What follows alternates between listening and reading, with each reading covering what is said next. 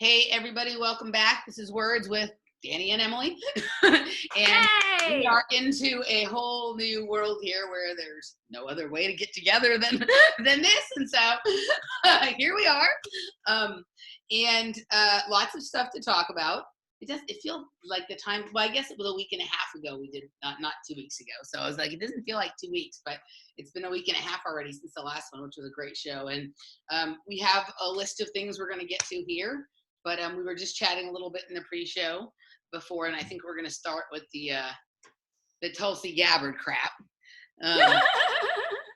So I just, like I saw her weird video that she made with the strangest lay I've ever seen on last week.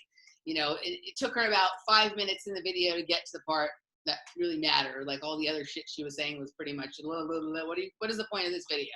And then she basically said that she was dropping out and supporting Joe Biden, who she disagrees with, but she knows is a wonderful man with a good heart, who is the right person to lead us through this problem. And I was just like, like just my stomach flipped because, for me, even though like I'm out of the politics game in terms of voting, I love to comment on it. I love watching what it's signaling and symbolizing and all that kind of stuff. But I haven't voted in 12 years and I'm not going to vote again ever. So, but I wanted to like her. You know what I mean? There was something appealing about how clearly she could speak truth to power on a number of topics, and like I wanted to think, okay, well, at least she's not a gross person. She's a gross person. My bad. She's a gross person. I know. Yeah, she's a gross person. I haven't met her, but this was a really disappointing, disgusting move.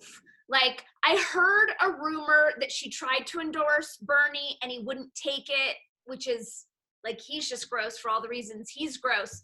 And then I heard from someone who was on her campaign with her that the reason that she was endorsing Joe Biden was because she promised that she would endorse the Democratic candidate and she's a woman of her word.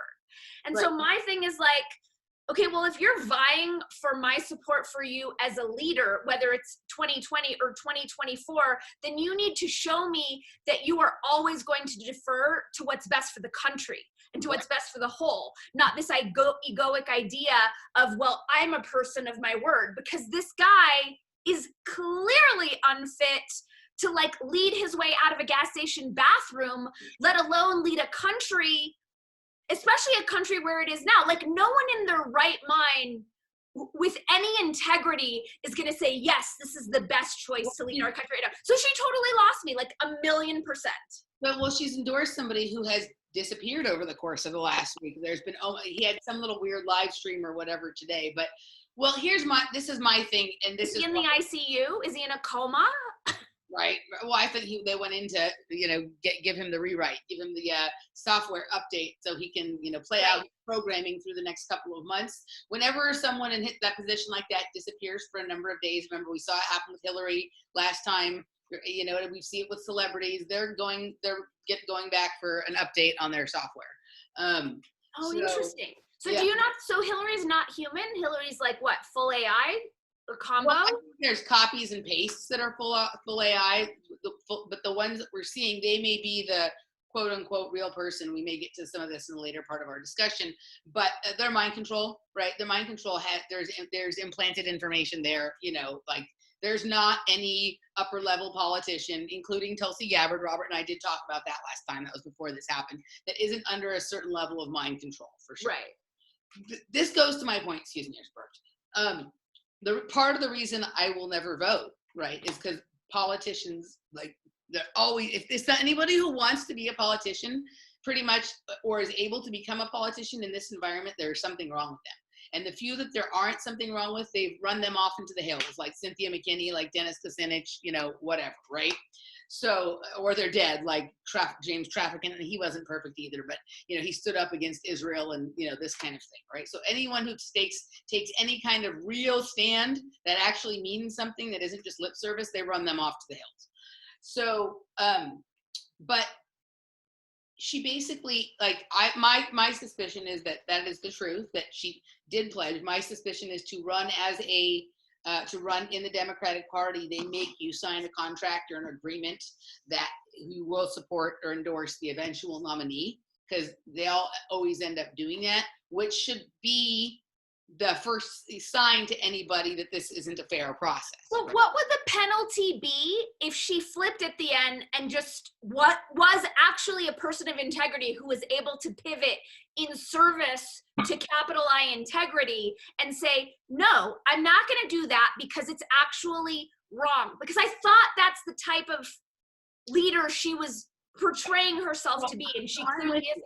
Like, my feeling about this whole thing was, I think it was one thing to choose to drop out. She was clearly not going to win, and we're clearly in some new scenario of created crisis on one level or another, right? So I get that, but it was a whole other thing to endorse somebody who can't finish a sentence, right? And who is diametrically opposed to you on everything you say means a lot.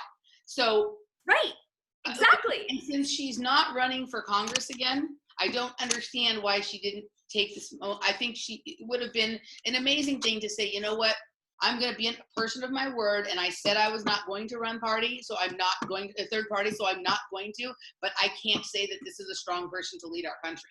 And I would have accepted that in terms of like, okay, so this is a person who their word is obviously important to them, but the other thing she says all the time that's important to her is the health of our country, and having a person with dementia as the president is not helpful.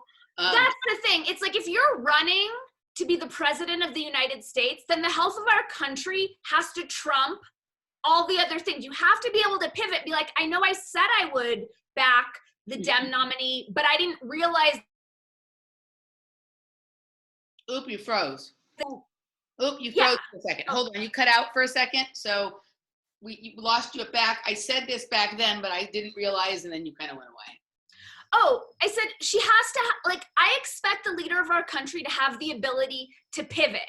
So yes, I made this promise, and I am a woman of my word. However, now that I have new information, that would actually be terrible for our country. And I'm going to prioritize the health of our country than what you think of me as a person. And she didn't do that. Yeah. And what she did was really damaging for the country and for everyone who backed her for as long as they did and gave her money. Yeah. She let them down. I agree. And I've watched the conversations in the sort of left side of the alternative media about this, and most people are actually pretty disgusted with it. There's a few that are making excuses for her. And some are saying, I still like her as a person, but this is not okay as a political thing or whatever. It was kind of embarrassing to watch Jimmy Dore trip over her words and not be, because he still wants to believe. Like, it's incredible to me how many people just need to believe in this system. Like, I just don't understand. Like, I can't. Look what's going on now. I mean, I can't even believe how the people are going along. It's shocking to me. Right. Well, yeah, like the news tells you need to buy toilet paper, so everybody goes out and buys. The news tells you that you're supposed to treat your fellow human beings like they're infected pariahs, and you see everyone going along with that and walking around the market with masks and gloves like assholes who can't even do an internet search to figure out how viruses are actually transmitted. Right. Yeah. It's really simple science. Yeah, no, it is.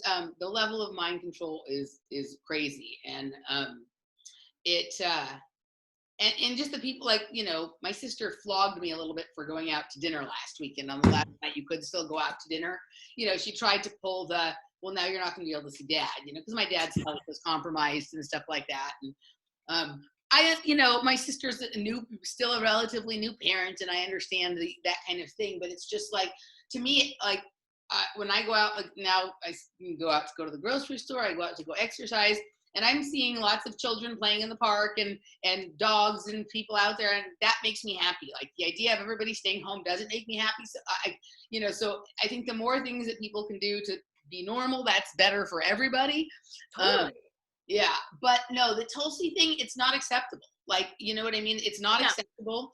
And she's coming across in an arrogant manner that I didn't see before until now, but she just kind of feel, nope, I'm just doing what I always said I would do. So tough titties. I understand your frustration, but tough titty. Like, yeah, it's really adolescent, right? It's like a 15-year-old teenager, like, yeah, it is. And I think, like, I hoped this before, but so I don't know if it's worth hoping again, because I don't think they'll actually do this, but the left needs to wake up to the idea that there is not a governmental solution to our problem. Okay, that's adorable, because do you think that's going to happen? The left is under such crazy mind control. Like, right. There's so many steps that would require when they're so enslaved. They're so enslaved. It's really crazy to me. Yeah. Like they're super enslaved. They're like, but it's weird. You're even like, this is how funny the left brain is. Not the left brain, but the brain of the people on the left is now like Jimmy Dore's kind of cheerleading Trump because he's doing socialism by considering, UBI and, forgiveness on things and whatever. And so like are you talking about Nassara or something different? No, I'm never talking about Nassara. I just want to track. I didn't know that he was suggesting UBI. Trump is, a lot of people have suggested. Tulsi was actually the first one who said everyone should get, she was suggesting $1,000 a month basic income for the duration of this coronavirus. And then Mitt Romney picked it up just as a one-time $1,000 payment. And now they're considering, the Republicans and a few from like the progressive end of the left, but are considering like anywhere ranging from $1,000 to $1,500 a month as a UBI during the time where people can't work. And they're considering making it like they're delaying tax payments and all that kind of stuff. And so, but the centrist corporate Democrats are not. They just want to give money to the corporations and forget the rest of it, right? But the progressives who just went through this whole thing with Bernie and Tulsi and whatever, they're now applauding Trump because he's practicing socialism. So their need for government actually trumps their hatred of Trump. So I applaud them for that, because that's at least making a decision based on a genuine alignment versus a mind virus. Like, thank God that's happening. Right. So I appreciate that part of it, but it goes to what you were just saying about the level of mind control the left is under about the need for government. That as much as they've hated Trump all along, right? If he's doing something that is big government in nature, then even Trump is okay, because the need for government trumps everything else. That sucks.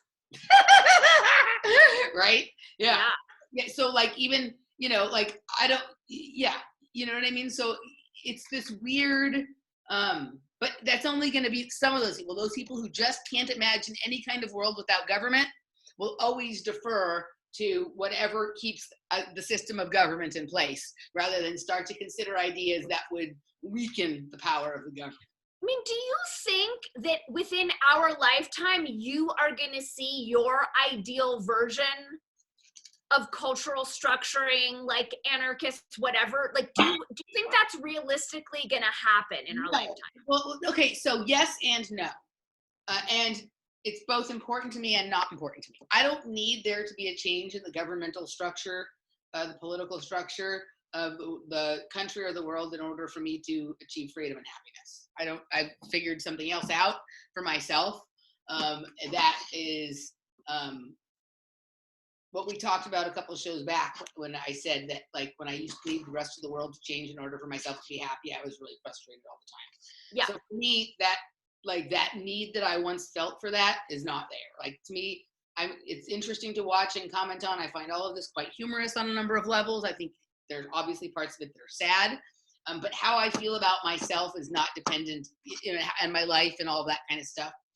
And then the other question about whether I'm going to see it in my lifetime or not, well, it depends on what you think life and what you think reality are, right? And what you think a natural lifespan is. So for me, I am of the belief that there are already people, but it's going to become more common amongst certain sectors of the population, for people that do not age at the same pace, that achieve certain levels of life extension or immortality, right? And so I was going to say immorality, but we're already there. There's lots of people at high levels of immorality. And I also think that there's going to be literal people who are literally figuring out how to create other worlds and other realities, pocket universes where the structure won't apply. That doesn't mean that they won't be able to transition and transcend between them, right? So this system may still exist in the same way here. So it depends on the length of life, right? You know, I can't speak what's going to be happening in a couple hundred years. Like if we assume lifespan to be to 85 or 90 or whatever, no, I don't think there's going to be no government in the way that I would find peaceful and appealing during that phase of time in this agreed upon reality that we're all in. I think there's going to start to be all sorts of branches of possibilities happening, and that's going to be the way that people who are of a certain kind of mindset are able to separate themselves from this. But I don't think this is going away, right? That's really interesting what you just said about agreed upon reality, because never before have I experienced such a chasm in my perspective on reality and what the mainstream is shoving down our throats. Like, it's really at a crescendo, and I have no doubt that it's going to get wider and wider. But when you just said that, I saw this opening of, well, given that it seems like we're not sharing reality constructs anymore, depending upon how whatever craziness we're in continues to unfold, I just see reality shifting so drastically that maybe for those of us in our pocket universe, which is feeling more and more like a reality, that will happen. I mean, I wasn't leading anywhere with that question, but when you said that, I just saw it really. I was like, oh wait, that could actually happen very quickly. So it's kind of like when you were little, right? The only, this goes back to sort of a conversation we had last time, but I'm going to expand on it. Like when you were little, the only hamburger place you really knew of like was McDonald's, right? True. Right. And so then at a certain point, like when you were a little bit older, like you figured out that there was like, you know, that one that was like a privately owned one, right? Like a privately owned hamburger place in your neighborhood. Fatburger. Well, that's not, that's a chain that's better, but it's still a chain. But there might have been like a mom and pop kind of place somewhere, or maybe you've been to like a steakhouse that served burgers. So you started to recognize that there was other things. And then like one day you found your ultimate burger, right? And so you don't go to any of those other places for burgers anymore. You just go to the place that has the burger you really like, but you're still aware of the fact that McDonald's is there. So as we create these other realities, like we'll probably create something or find something someone else has created that seems a little better. We'll go there for a while, and then we'll find a better one and a better one, or we may even create our own perfect burger or burger place. And it doesn't mean that but it's not like that means McDonald's will disappear from our reality. Like we can still drive down the street and see that McDonald's is still there, and there's still people who are in that reality where that's their only hamburger place they ever go to, but we never go there anymore. Okay, so I don't think it's going to be that this quote unquote all still would agree that McDonald's is there. This is always going to be here, but we're going to become more and more selective, not only about the burger places we go to, but ultimately about the burgers we eat to the point that we decide, you know what, only I can make exactly the burger I like, and I'm going to invest my burger making and eating time in that. Right? But if I hear what you're saying, and I think it's probably, I mean, there's so many question marks right now about how this is all going to go down, and there's so many possibilities, and I'm staying focused on like the most peaceful, like macro optimal timeline possible. And I could see there being ways that this unfolds where we go super underground and don't leave the underground, and therefore aren't actually driving past these proverbial McDonald's because we're invisible and we're letting that construct die its gross wheezing death as it's doing. Okay, so I agree with you, except for you have a lot of experience in underground too. Mine is mostly from the dance music scene, right? From underground parties and raves. And I'll say this, like, even though those operate tremendously underground, and like, so most people who go to undergrounds, like for a while when they first start going to undergrounds, they might still go to something that's above board, right? Eventually they get to the place where they're only going to the underground. So they're not going to those other parties. Right. They still like might drive by people waiting in line for one of those as they go to the store to get water. Right, but here's what I'm talking about, and I don't want to give this timeline too much validity, but I've been geeking out on the dollar vigilante as I'm cramming to figure out the things that I need to figure out while this is happening. And so he's painting different ways. And if they are going to be doing force vax, and it is going to be, you need to be tattooed or this or that, then I'm going to fucking disappear. I'm not going to put myself where I'm going to be in the line of sight. Do you know what I'm saying? I understand, but for a period of time, you're still going to have things that you need from the outside. And so, like, it isn't just going to be that suddenly that McDonald's or that whatever is gone. It might recede over time. I haven't paid attention to what Dollar Vigilante is doing lately because I personally don't care for him as a human being. I've watched his behavior. I totally get why. I love it, but I get it. He has some great people on his show. He has his Anarchast show and things like that. But I just don't care for him as an individual. I get it. I think he has put a very money-making spin on what should be like he's obsessed with money, right? Like he's a dollar. And I think that like everything he does comes from that space and not from a different space. And for me, that just doesn't work as someone who appeals to me. But he does have interesting things on, and he's done some interesting things and whatnot. He may be a perfectly nice person. I have not had a personal encounter with him, so I don't know. But that was just over time. I just feel like I need a shower after I listen to him. And, I don't know. I didn't like the way he treated Derek Bros. So, yeah. So, well, to be fair, Derek Pros never returns any of my emails or contacts, even though I support him. So, yeah, everyone has their own shit. No, you know what's weird? I've had Derek on the show a number of times. The last time I had him on, we had an amazing show, and he's never responded to anything from me since then. I don't know if he just completely got off track while he was running for mayor and stopped responding to the things he normally does. And I like Derek, and I think he does cool stuff, but there's a lot of his sort of narrative and his stuff that I disagree with. But I will say this, like, I do think that Derek is a well-meaning person, and he's done a lot of work to expose the stuff he did on the Finders cult, even though I don't think he went far enough in some areas, and I think he got misguided in other areas. Like from what I understand, he had a huge falling out with Jeff Berwick over this screening. He was supposed to screen that there, and Jeff made his life hard. And I think a lot of people who are involved in crypto are involved in pedophilia, and I think that made some issues for Derek there, and some things came to light, right? Okay. So I don't like that. I don't think Derek. I think Derek is honest. I don't think he's a liar. I think he does the best he can. He's a human being like all of us. We're all. Totally. I don't think he's a liar at all. It's clear he's well intentioned. I'm just saying, like, everyone has their shit. Everyone has their shit. Yeah. That's all I'm saying. I completely agree. So just like the rest of us, he's an imperfect person, but I do trust Derek. I do trust him. I do trust his intentions for sure. Yeah, I trust Derek, and I like Derek, and there's some, just like all of us, we have some irritating aspects to our behavior, and that's I have no idea what you're talking about. Anyway, so yes.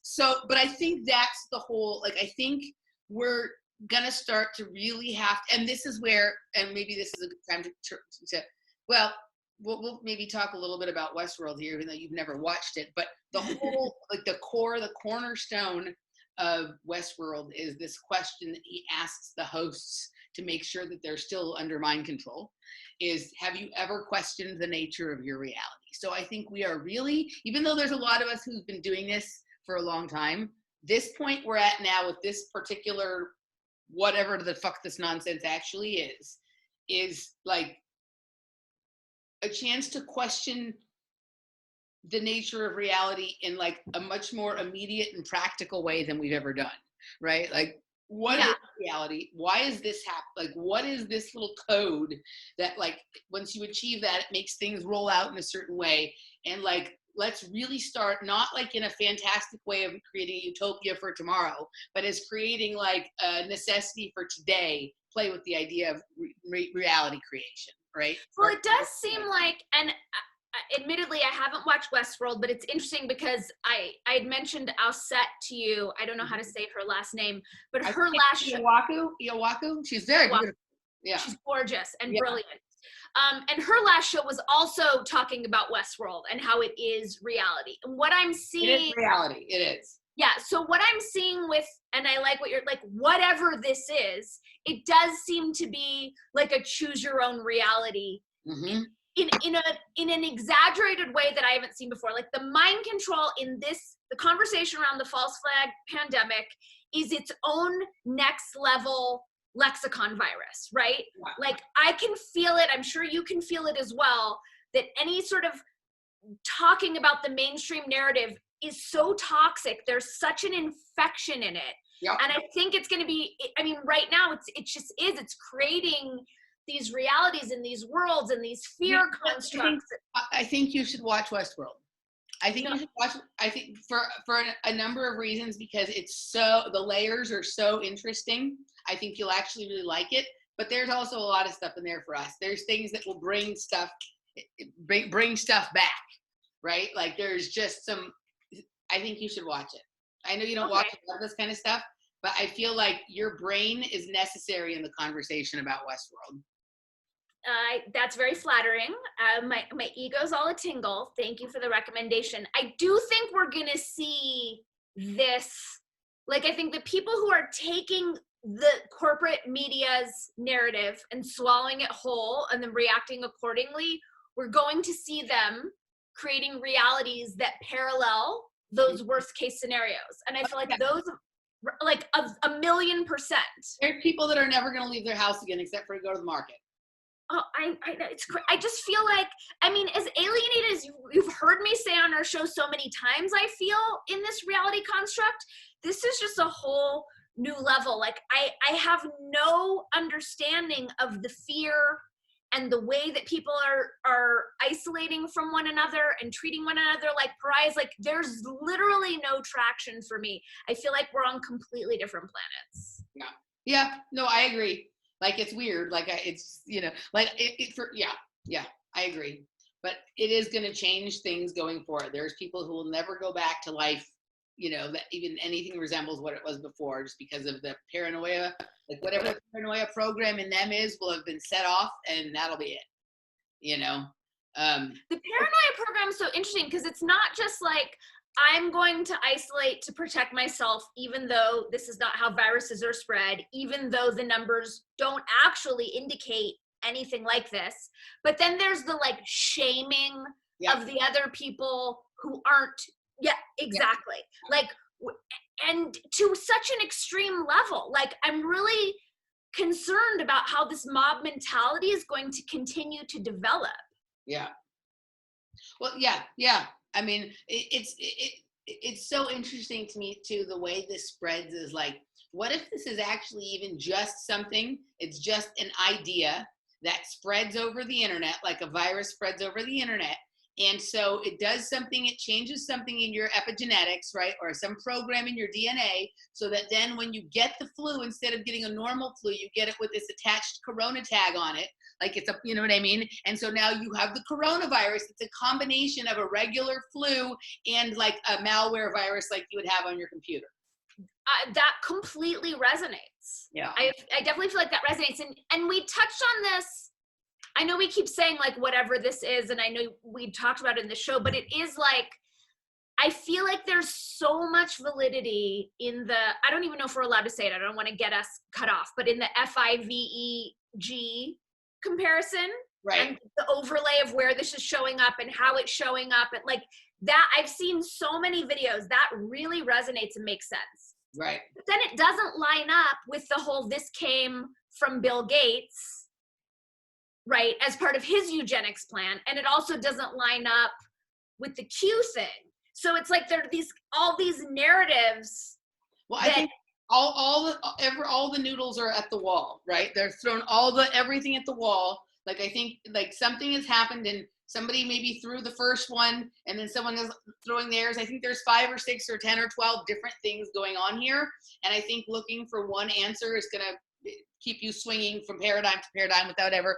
So like I was just listening to something of Catherine Austin Fitz and Joseph Farrell, where they were talking about another aspect of this, and it seemed to make some sense. There's like, I'm familiar with the Bill Gates, they were talking a little bit about that, but there's all these things going on here, and it's not just one thing. I think there's probably, I can see at least 5 or 6 separate narratives like, or that could be separate, but they interlace in certain ways. Like a lot of the players have investment in 2 or 3 of the narratives, but not all 6 or 7, right? Okay. Kind of thing. Like, I just think that like there's like, if this was like a deployed op from one particular group, right? Then someone else sees it as, I'm going to counter that with this, but I'm going to ride the same current for it. And another person is like, well, I'm not into either of these things, but both of these things give me an opportunity to do the thing I've been wanting to do, right? And so I think we're starting to see this cashing in on a crisis kind of thing happening, and it gets to a point where it's hard to deduce the chicken from the egg.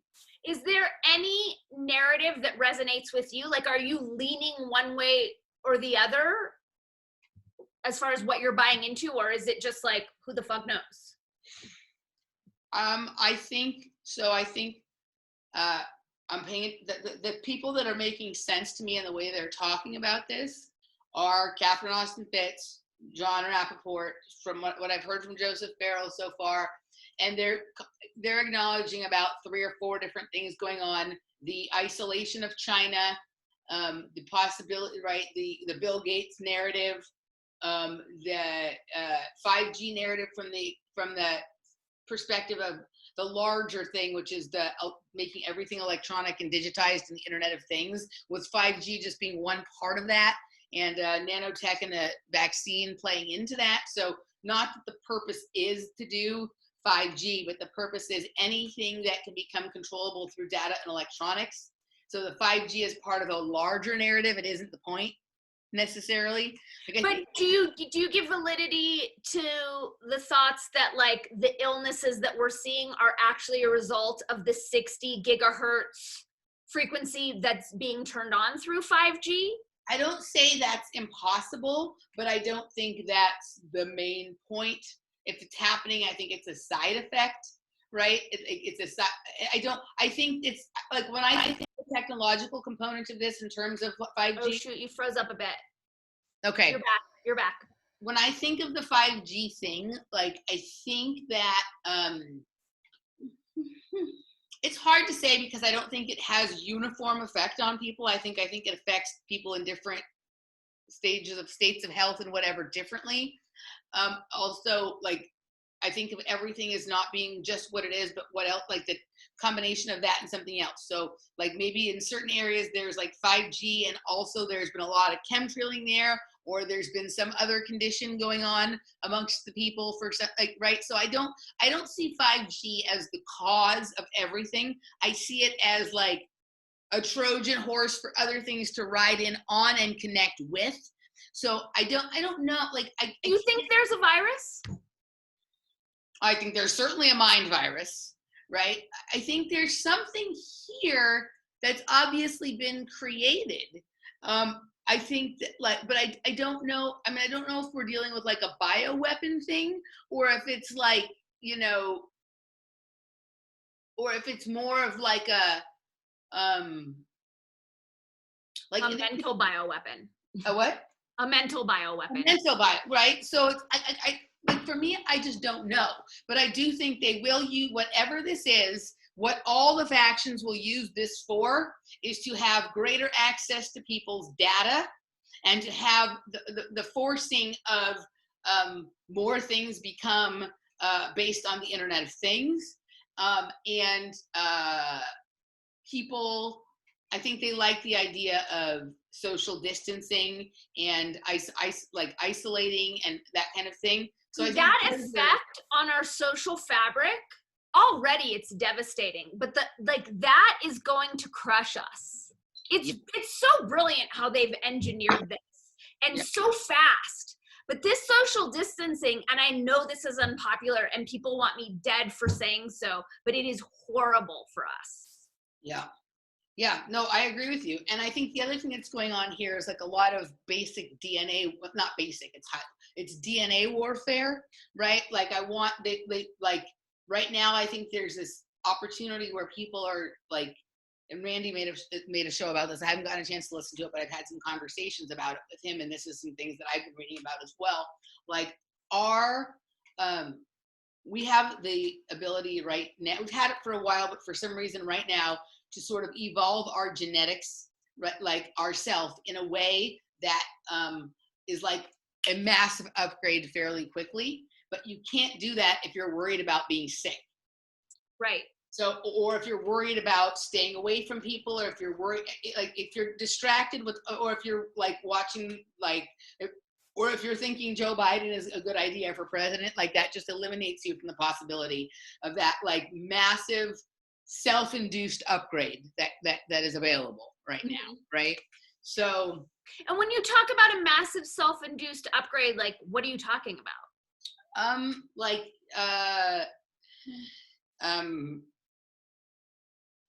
some turning on some of the neurocircuitry in your brain and some of the systems in your body that have been dormant because of bread and circus.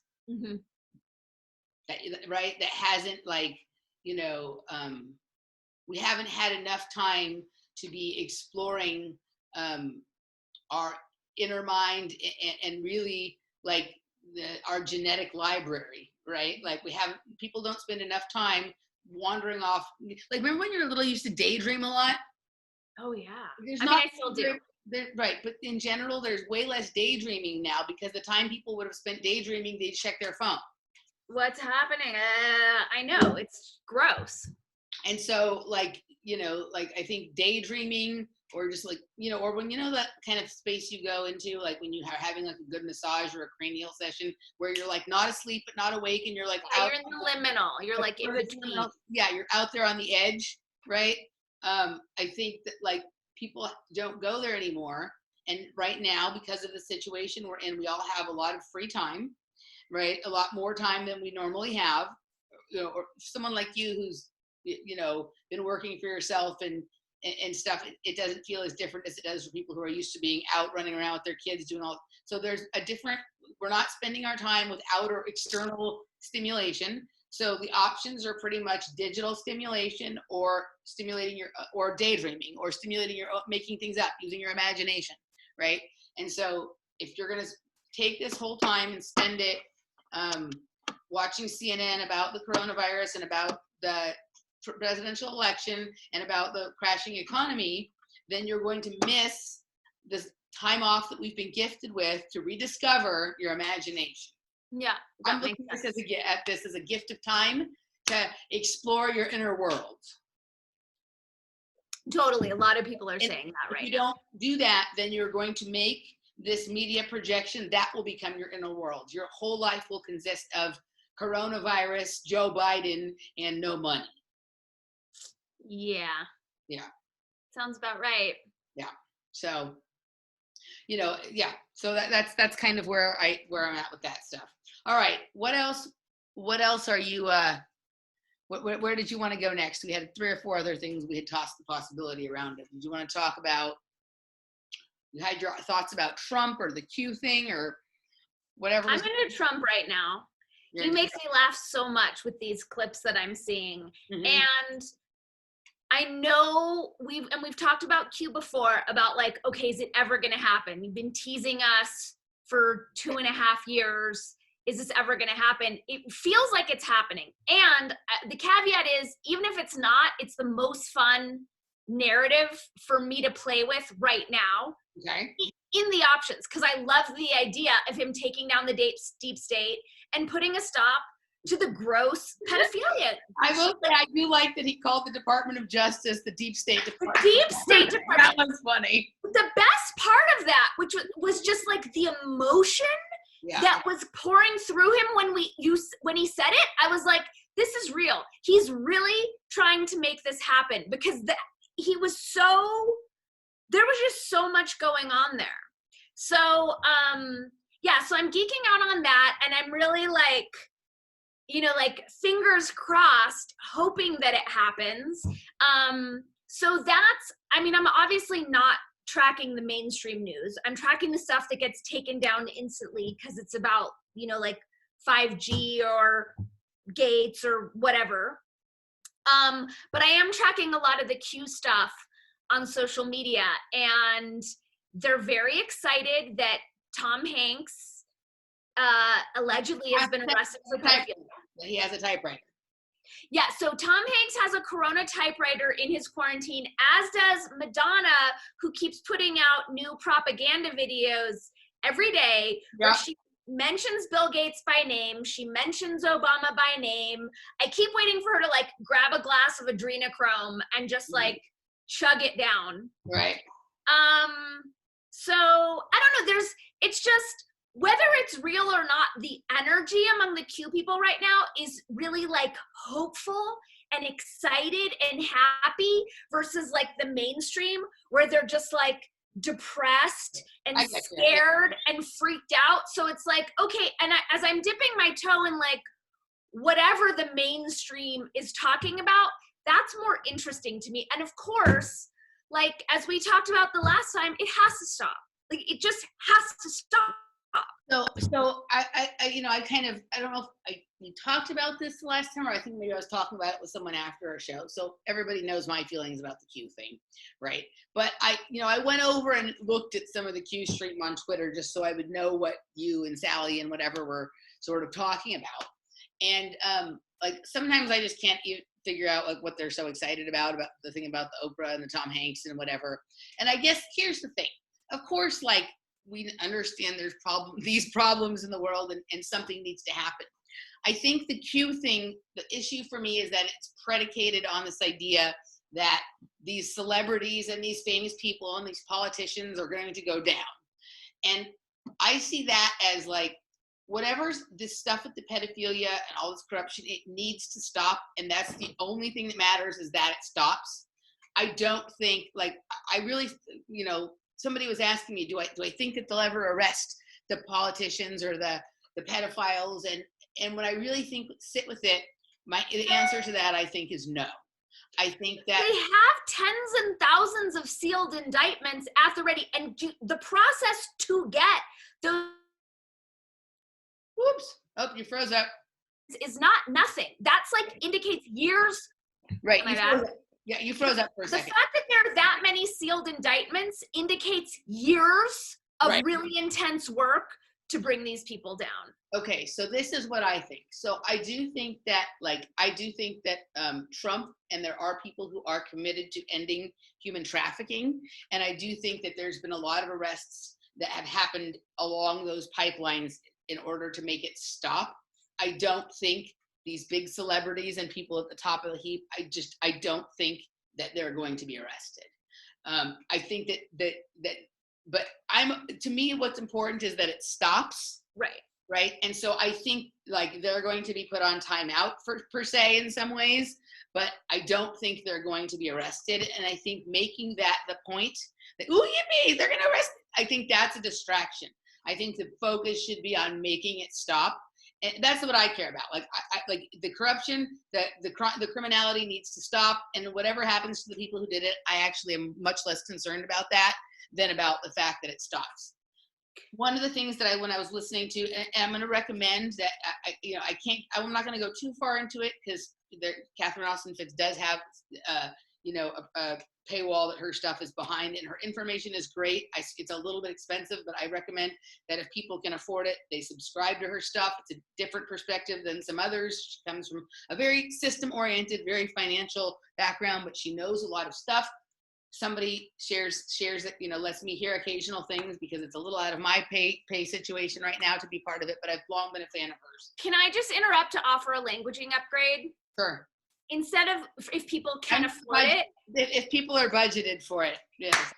You get the quantum languaging brownie button. Thank you. All right. Right now, that's not what I'm budgeted for. That's not how I'm choosing to spend my budget. Fortunately, yes.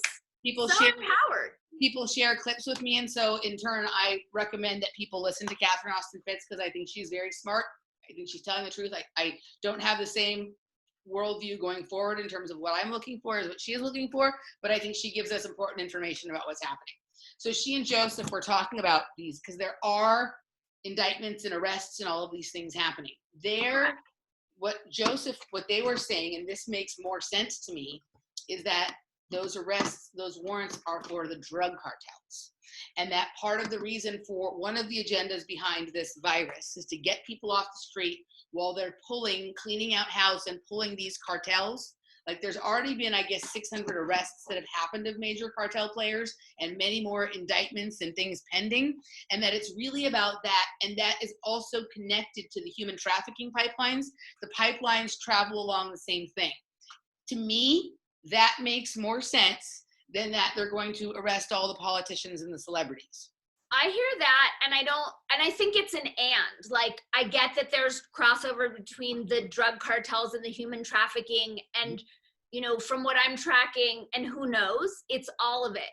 The reason that I'm rooting for the Q story is because I don't want the globalists to get their way. I don't want it to turn into forced vaccination, one world government, one currency. And in my mind, yes, of course I want the pedophilia and the human trafficking stopped, but it also seems like Trump is the only hope in the scenarios that we're discussing here to put a stop to that. You know, like everyone's talking about the pandemic and it's like, no, it is this giant behind the scenes war between the globalists and the Soros and the traffickers and the vax and the UN, you know, Agenda 2020 and 2030 and all that, or Agenda 21 and Agenda 2030 versus like Trump, and then the wild card of the hope that a lot of people have for what that might be. Right. And we don't really know. But for me, and I've always said this, like the vax thing is something that I'm really not down with. And it does feel like Trump clamping down on this is a great way for it not to necessarily happen. So I get what you're saying. I see it as that, okay, Trump is Trump. Part of the reason I don't see him ever bringing down celebrities and elites and whatever, because he is really part of that class. But I do think, this is my opinion, I don't think he likes drugs, and I don't think he likes human trafficking. So I think he's trying to put a stop to that. I don't think he does have some authoritarian tendencies, that amounts of governmental control. I don't think he's so obsessed with the idea of vaccines and some of these other kinds of controls, but I do think he likes the idea of monitoring people and being able, you know, I do think, so I don't know that, like, hoping that he's going to help us with like a 5G situation or whatever. I don't know that that's it, but I don't know his stance on 5G. Yeah. That's confusing. And his stance on vaccines is confusing. Like he's anti-vax. Sort of, but not strongly enough, in my opinion, if he were really anti-vax. Well, I feel like he's strategic about it. Like, I feel like I feel like his thing has been to take down the media first before he could go hardcore against it. But he did, by executive order, outlaw mandatory vax for government employees. And that's a big deal that no one gives him credit for. I agree. No, I agree with you about that. And I was aware of that. But this is kind of what I see. If you stop if you're able to stop the drug and the human trafficking pipelines, right? Like, and again, this is not me being against drugs. I think people should be able to do whatever they want with their body. But I think when you have drugs be illegal, it creates this underground cartel situation that creates this stuff. I think part of the reason there is that there's all this need for 5G, need for vax, need for this, blah, blah, blah, is to have everything available to surveil, so you can keep track of who knows about the drugs and who knows about the child trafficking. That's what it's really for. So I think the taking down of those systems, the removing the ability to do that, will lessen the desire or the immediate desire that some of these people have to enforce so much surveillance and control. Like, they don't care about your health. They just want something in you so they can monitor you. Correct. Like anyone who thinks that the CDC gives a fuck about our health is outer limits. So if the thing that they're wanting, like the criminality that they're interested in committing, becomes less able to be committed, and so they then they have less desire to try and do things to keep people from knowing about it or to hide it from them. So but I don't see like how, like, the Q narrative isn't necessary for any of that. If those things are happening, right?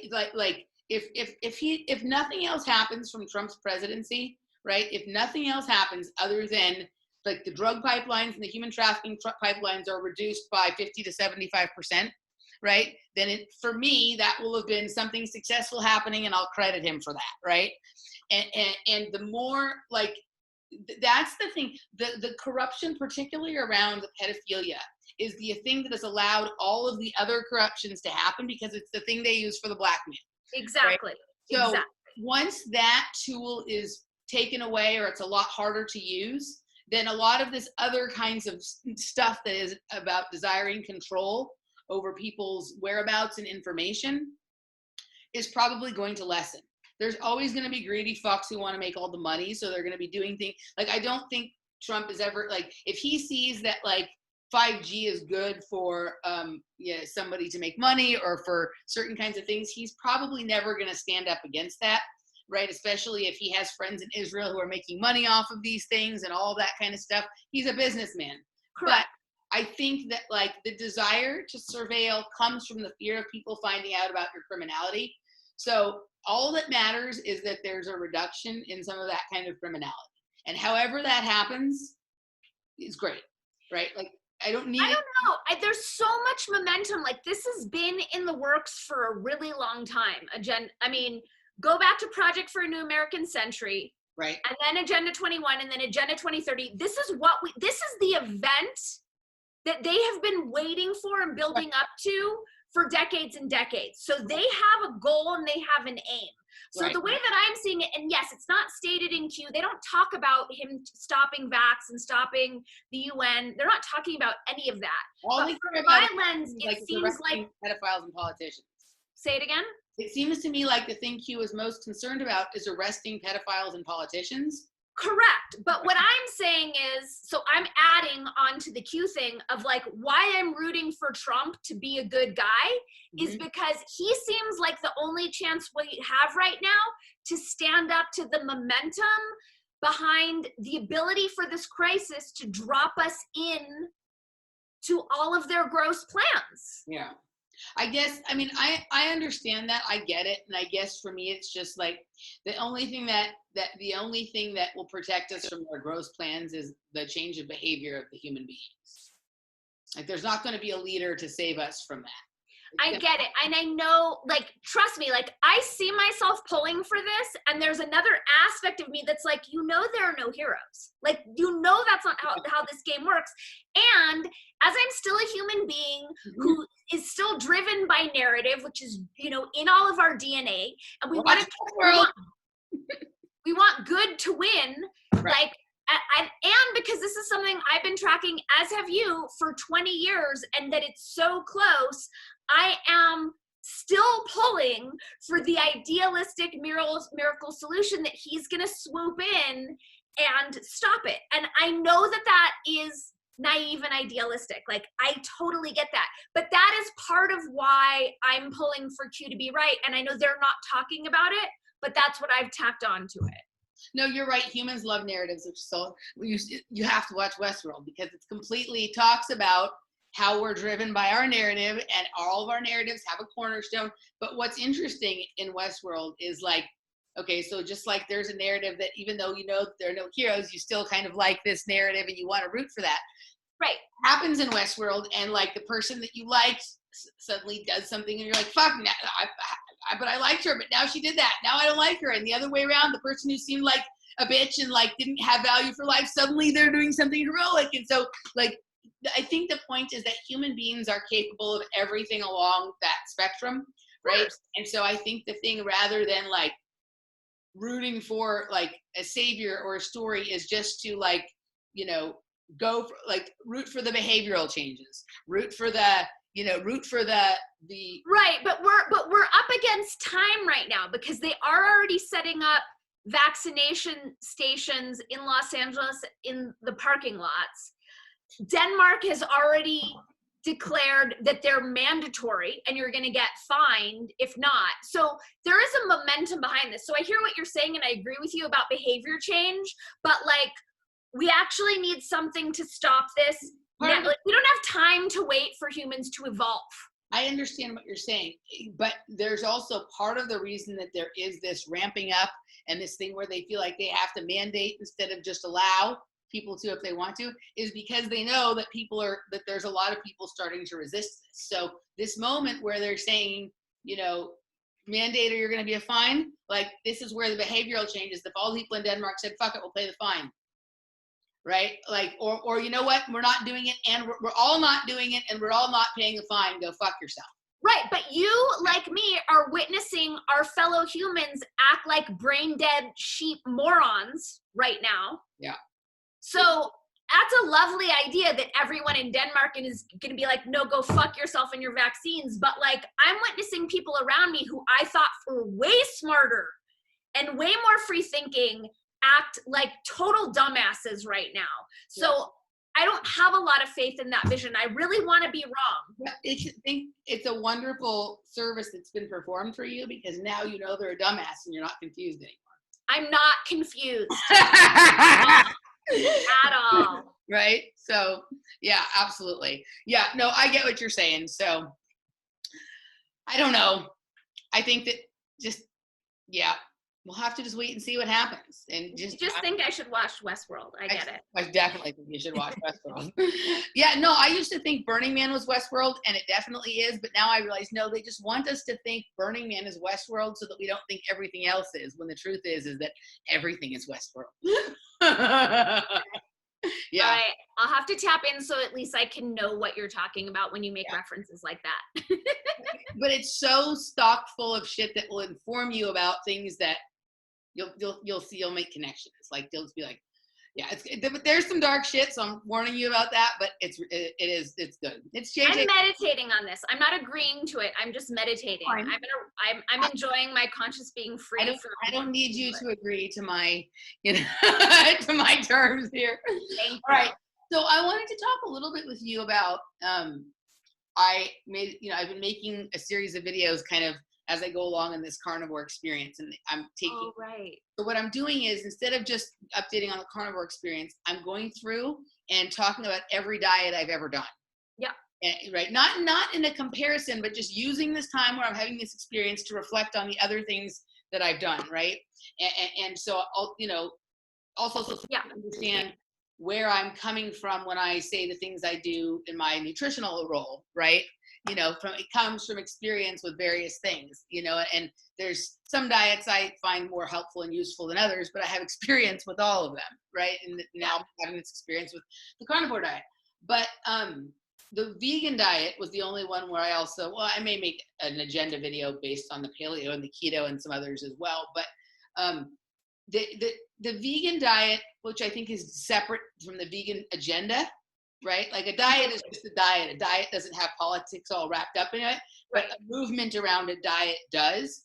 And like this thing with the vegans is just crazy. Getting water, but I'm listening. Yeah. The thing with the vegans is just crazy. Like it seems to be like that they, there's like a politicization or like a religion around not just how they feel about their diet and what they're eating, but how they proselytize to people or they shame people. Crazy. Have you seen Moby's new tattoos about this? No. Oh my God, they're like crazy. Like it's that proselytizing, like really big on his arms. Animal rights, something crazy. Anyway, go ahead. Yeah. So it's just I talked about that. Of course, I've gotten some comments from people who are vegans about, this is the thing. Right? Like a person has the right to feel good and healthy in their body, right? And the decision they make about how to attain that is a personal decision, right? And I've not seen anybody other than vegans come in and ask the person to explain their morality, to say, they'll ask you, how can you complain about how humans are treated and then you're treating animals or people, like Randy's, the guy, Shmuel Asher, that Randy's done shows with. He's a hidden parts of the Torah scholar guy. He's very interesting, but he's a vegetarian. He's not a vegan, but I had a conversation with him once where he explained my feeling better on when I eat meat as being, well, of course, you always feel better when you're, sacrificing and taking the blood of another. And I'm just like, I don't,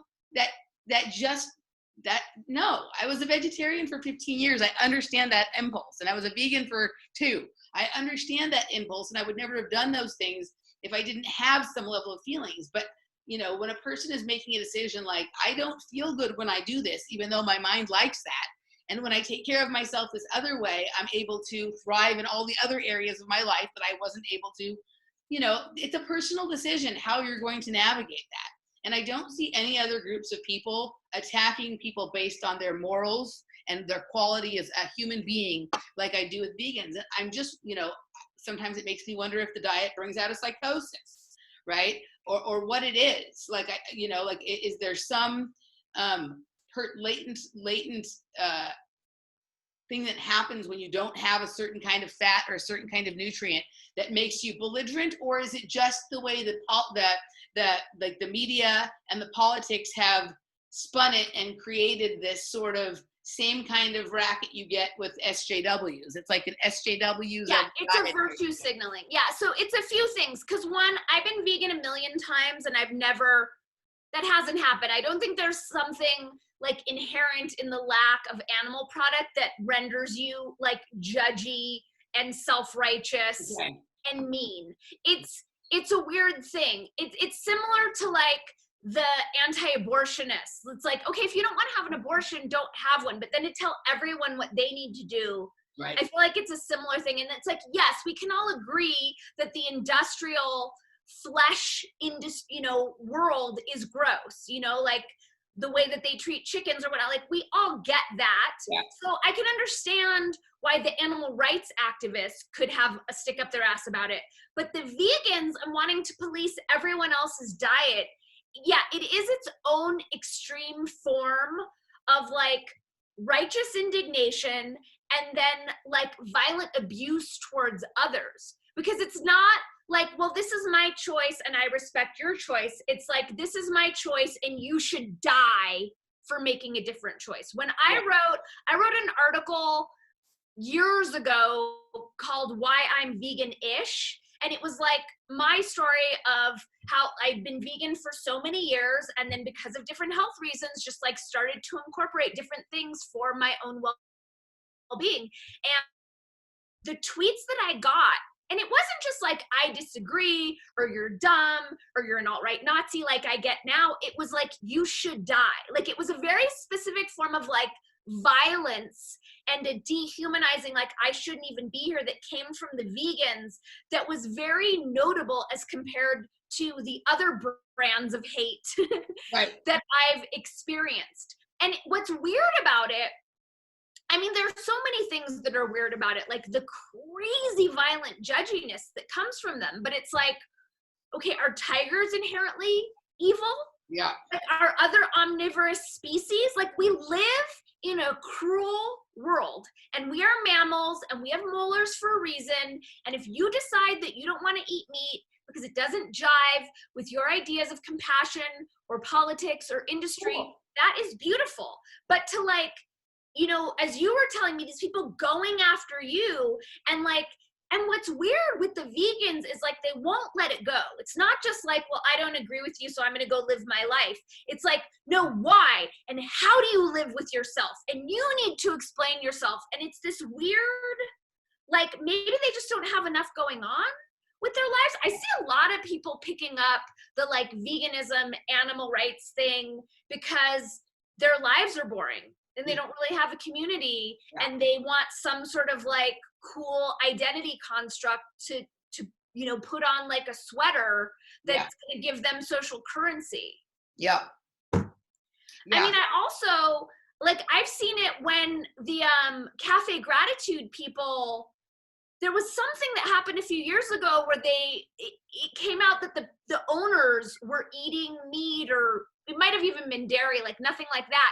And there were protests that like threatened to shut down their business. Like, the vegans were so angry at them, and that they really wanted to like destroy them. Yeah. For their own personal choices. I do, it is an interesting phenomenon. A lot of these people who are the vegan proselytizers on YouTube, they get caught eating meat, and it's kind of funny when they get caught, right? But no, like it is. So I've known Dani for a long time, and you on and off vegan, you mostly vegan most of the time. You don't do any of that stuff. So yeah, you don't. You judge people based on something totally else. I'm kidding. I judge people based on their access to their critical thinking skills and whether they're making their own decisions for themselves or they're just parroting their indoctrination. Yeah. That's where I'm getting hung up these days.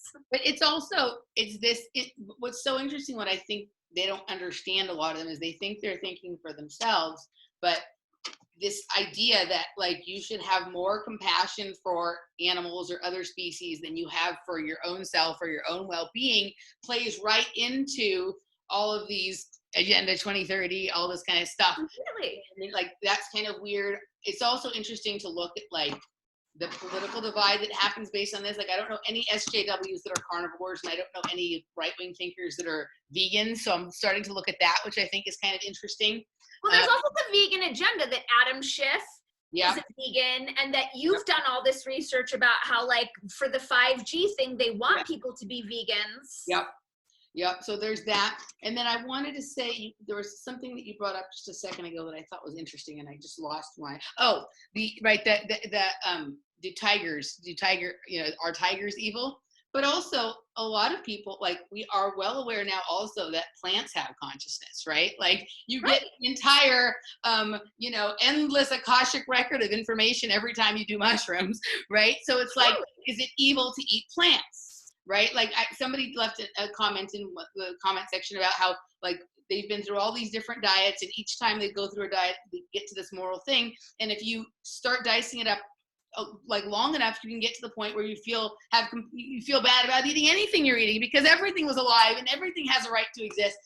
And you know what I mean? And so is it just that, like, the humans sacrifice themselves so that every other form of life can go on? You know what I mean? Like, it's crazy. If that were the case, like, let's say that were the case, right? Like, okay, I'm going to sacrifice and I'm just going to be a breatharian because that's how much I love and value life. Then why are vegans mean to people who aren't vegans? Yes. Why do they care? They're so compassionate and they're so kind, except for to people who aren't living the way they feel like they should be living. So you have more compassion for an animal you've never met than your friend Emily is making. Oops, you froze up. I'm not into that. You froze up for a second, but I think got where you were going. Well, yeah, and it's kind of like the people who promote tolerance have tolerance for everybody except for people who aren't as tolerant as them, right? And so it's like, it's the same sort of circle jerk, right? Like, where at the end of the day, it's impossible to live up to the standards that they set for themselves. And so, yeah. That's what I find is so funny, is just that mirror of the hypocrisy of, like, wow, you're such a compassionate being, and look how mean you're being to people who you judge not as compassionate as you. Yeah. Okay. Yep. Absolutely. All right. Anything else? I think we've hit on a lot of stuff. We've been going for a while here. Anything else you want to get to, or we'll save everything else for next time? Yeah, well, let's see what happens in the sham show in a couple weeks. Absolutely. All right, guys, we're signing off. Dani, I know you announced something new on your Facebook or whatever today. You want to tell people about it? Oh, yeah, I'm doing, just because of all the Michigas going on, I'm doing 20-minute sessions for $20. So if you just want a real quick taste of transformational coaching, quantum languaging coaching, message me privately for this week. 20 minutes, $20. They're super fun, super effective, I promise. Absolutely. And I am also offering deep discounts on my nutritional and life coaching services right now, because I think, like, it would be amazing if people could use this time to, like, get happy, get healthy, like, just totally be beyond this whatever nonsense paradigm it is by the time that this is over or whatever happens. So hit me up if you're interested in nutritional consultation or some life coaching. Check out Conspiracy Cocktail on Facebook. We had the first one this weekend. It was awesome. Another one happening this weekend. And I will be starting a kind of health and wellness discussion group for this period of time as well. So stay tuned for that. Check me out on Off Planet Media, Off Planet Radio, Matrix Mash, all that jazz. We will see you guys next time. Bye.